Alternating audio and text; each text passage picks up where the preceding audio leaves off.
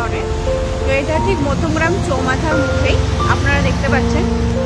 তো দারুণ এটা, আমি এখানে সার্ভিস, হেয়ার কাট সমস্ত কিছু খুব সুন্দর হয়। আমরা এসেছি এখন ইন্ডিয়ান রেস্টুরেন্টে খেতে।